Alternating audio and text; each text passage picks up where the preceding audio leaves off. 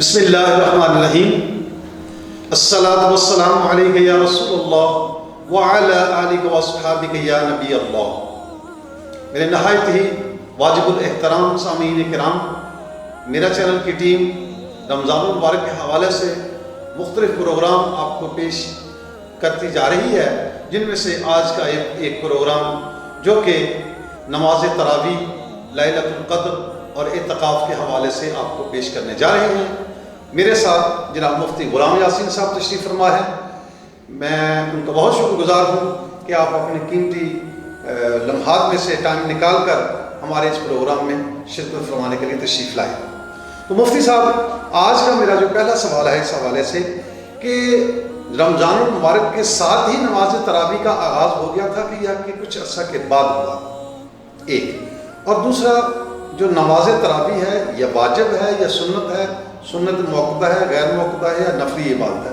تھوڑی سی یہ وضاحت فرمائیں۔ بسم اللہ الرحمن الرحیم۔ بہت شکریہ ناظرین۔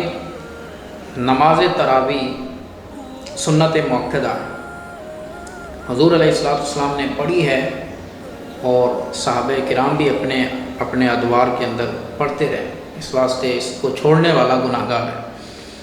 اور نماز تراویح کی حوالے سے نبی کریم صلی اللہ علیہ وسلم کی وہ حدیث مبارکہ ہے کہ جب حضور علیہ السلام مسجد نبوی میں تشریف لائے، پہلے دن صحابہ کو 20 رکعت پڑھائیں، پھر دوسرے دن تشریف لائے، پھر تیسرے دن اور غالباً چوتھے دن نبی کریم علیہ السلام تشریف نہیں لائے اور صحابہ انتظار کرتے رہے۔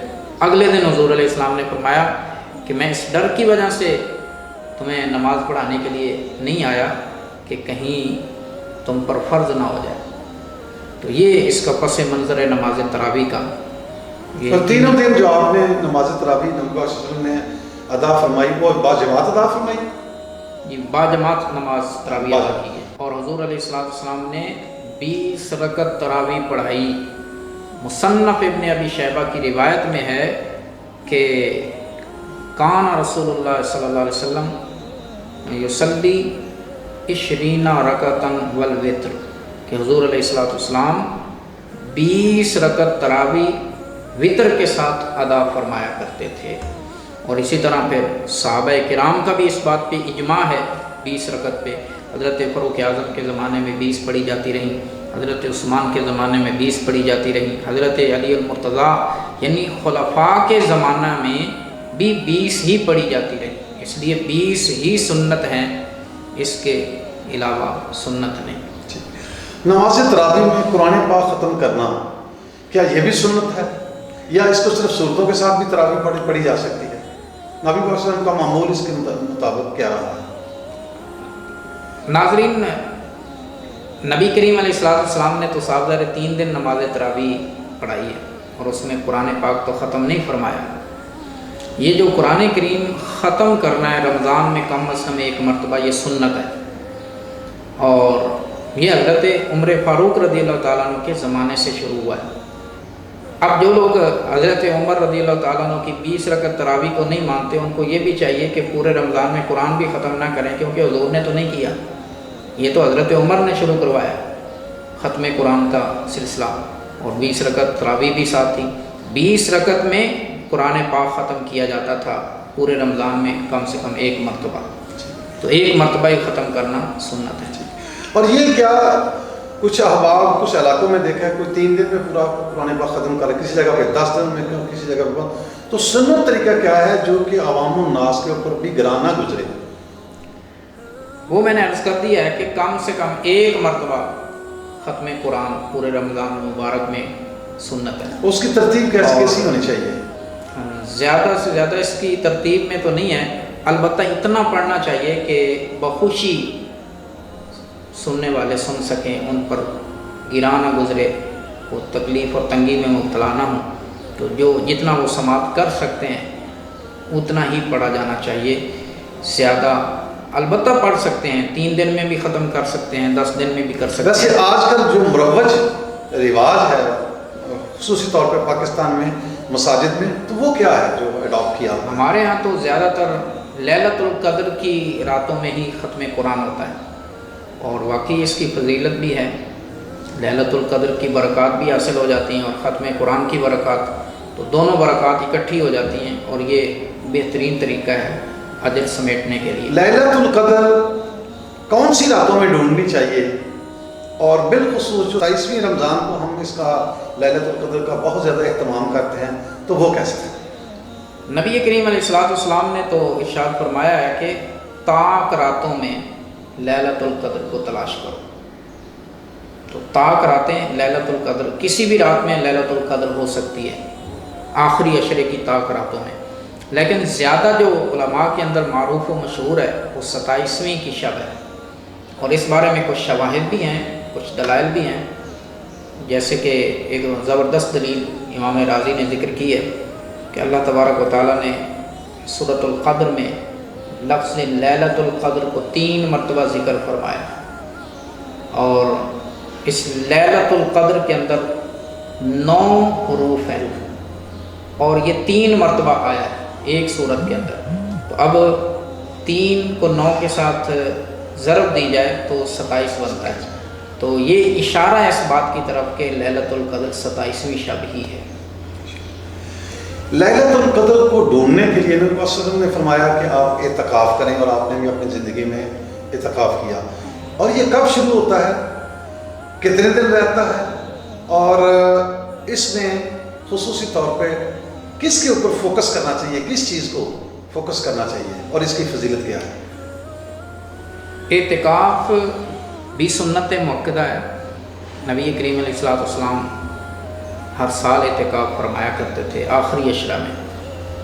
اب آخری عشرہ میں نماز مغرب سے لے کر، یعنی 20 رمضان المبارک کو نماز مغرب سے لے کر 30 تک، یا 29 ہو جائیں تو 29 کی مغرب تک، یہ اعتکاف کا دورانیہ ہے جو سنت اعتکاف ہے، کیونکہ اعتکاف کی بھی آگے کئی قسمیں ہیں۔ ایک ہوتا ہے واجب اعتکاف، جو کسی نے منت مان لی ہو کہ میں اعتکاف بیٹھوں گا، اس پر واجب ہو جاتا ہے کہ وہ منت کو پورا کرے۔ اور نفلی، اسی طرح نفلی بھی ہو سکتی ہے، نفل میں 1 دن کا بھی اعتکاف ہو سکتا ہے، اور بعض علماء تو فرماتے ہیں 1 گھنٹے کا بھی ہو سکتا ہے، بشرطے کہ اس میں کوئی ذکر اذکار کرے اور مسجد میں بیٹھے، مسجد ہی اعتکاف کے لیے شرط ہے۔ تو آپ یہ بھی تو کہتے ہیں کہ جیسے ہی مسجد میں داخل ہوں تو وہ نوائت سنت الاعتکاف کی نیت کر لیں، تو جتنی دیر رہیں گے مسجد میں تو وہ اعتکاف ہی شمار ہوگا، بالکل ایسے ہی ہے، وہ نفل اعتکاف ہوگا، تو وہ تو 1 لمحہ کے لیے بھی ہو سکتا ہے، 1 گھنٹے کے لیے بھی ہو سکتا ہے، 1 دن کے لیے بھی ہو سکتا ہے۔ بہرحال جو سنت اعتکاف ہے وہ 10 دن ہے، یا 29 کا رمضان المبارک ہو تو پھر 9 دن۔ یہاں پہ ایک سوال یہ بھی ہے، کیا مرد حضرات، جیسے کہ کورونا کی سچویشن چل رہی ہے، گھر میں اعتکاف بیٹھ سکتے ہیں؟ جو کہ اکثر اخبارات میں اور یہ اشتہارات دیتے ہیں گھر میں بیٹھے مردوں کو، اور اس کے ساتھ ساتھ ہی کیا عورتیں مساجد میں اعتکاف بیٹھ سکتی ہیں عام حالات میں اگر چلو نہیں کورونا؟ تو یہ سر اس کو بھی ذرا وضاحت فرما دیں۔ اس حوالے سے گزارش یہ ہے کہ میں نے پہلے بھی عرض کیا ہے کہ مسجد ہونا شرط ہے، اعتکاف ہوتا ہی مسجد میں ہے، ورنہ تو گھر میں بھی نیت کر لیں بیٹھے بیٹھے، ہر وقت نیت کر لیں تو کیا اعتکاف ہو جائے گا؟ کبھی نہیں۔ تو اعتکاف کے لیے پہلی شرط ہی مسجد ہے، تو مردوں کے لیے مسجد ہونا ضروری ہے، مسجد کے علاوہ اعتکاف نہیں ہوتا۔ اور دوسری رہی بات عورتوں کے لیے، تو عورتوں کے لیے بھی مسجد ہی ہے، گھر کے اندر وہ ایک ایسی جگہ مخصوص کریں جسے مسجد بیت کہا جاتا ہے، یعنی گھر کی مسجد، جہاں پہ عام روٹین میں وہ نماز پڑھتی ہیں، ذکر اذکار کے لیے جہاں بیٹھتی ہیں، وہ ایک مخصوص جگہ متعین ہونی چاہیے، اسے مسجد بیت کہتے ہیں۔ وہ گھر کے اندر صرف مسجد بیت کے اندر ہی بیٹھ سکتی ہیں، ادھر ادھر نہیں بیٹھ سکتی۔ اور مسجد میں آنا چونکہ عورتوں کے لیے منع قرار دیا گیا، حضرت فاروق اعظم رضی اللہ تعالیٰ عنہ نے مستقل طور پر عورتوں کا مسجد میں آنا ممنوع قرار دیا، اس لیے مسجد میں بیٹھنے کی بجائے وہ مسجد بیت کے اندر بیٹھیں گے۔ جو معتکف ہے وہ اعتکاف کی حالت میں کیا نہا سکتا ہے، بالوں میں کنگھی وغیرہ کر سکتا ہے، تیل لگا سکتا ہے، کپڑے چینج کر سکتا ہے، یا اخبارات وغیرہ پڑھ سکتا ہے، یا یہ جو موبائل کا استعمال ہے وہ کر سکتا ہے؟ پلیز اس کو بھی ذرا تو اعتکاف کا مقصد یہ ہے کہ کسی کے دروازے پہ بیٹھ جانا، اور اعتکاف کے اندر بندہ اللہ کے دربار میں بیٹھ جاتا ہے کہ جب تک میری مغفرت نہیں ہوگی تب تک میں یہاں سے اٹھ کے نہیں جاؤں گا۔ تو اس کا مقصد تو یہ ہے کہ صرف دنیا سے کٹ کے اللہ سے لو لگائے، دنیا کے رابطے تعلقات ختم کر دے۔ کپڑے چینج کرنا، اگر کپڑے خراب ہو جائیں، ناپاک ہو جائیں تو پھر تو لازمی ہے۔ اسی طرح غسل واجب ہو جائے، ناپاکی ہو جائے تو غسل کرنا بھی اس پر فرض ہے۔ بصورت دیگر حالت اعتکاف میں غسل نہیں کر سکتا۔ بعض لوگ ٹھنڈک حاصل کرنے کے لیے گرمیوں میں غسل کر لیتے ہیں، تو اس سے اعتکاف ٹوٹ جاتا ہے۔ اعتکاف کی حالت میں صرف حاجت شرعیہ کی وجہ سے ہی مسجد سے باہر آ سکتا ہے، مثلا پیشاب پخانہ کے لیے، وضو کے لیے، غسل فرض غسل کے لیے۔ اس کے علاوہ مسجد سے نکلنے کی اجازت نہیں ہے۔